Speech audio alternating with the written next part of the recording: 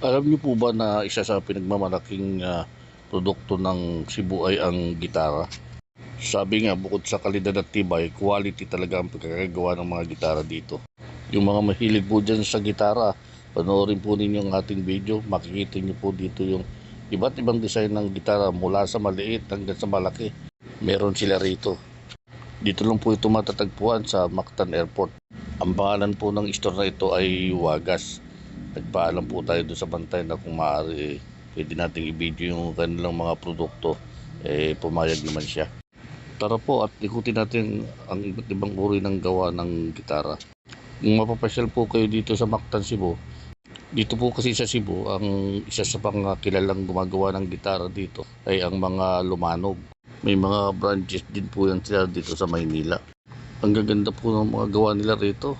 May 6 string, merong 4. Hindi ko po alam kung anong tawag dito sa mga gitara na ito. Baka po kabisado ninyo. Paki-comment na lang po dyan sa comment section. Maraming salamat po.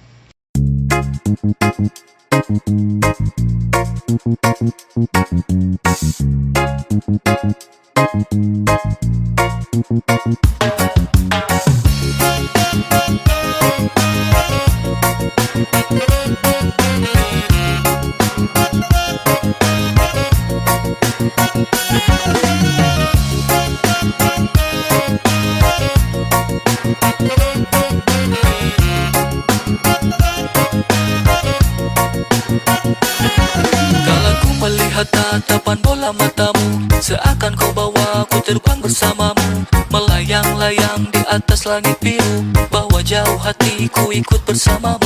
Hatiku gembira sungguh tak kuduga, mimpi ini memang benar-benar jadi nyata. Hey girl, I really really like you.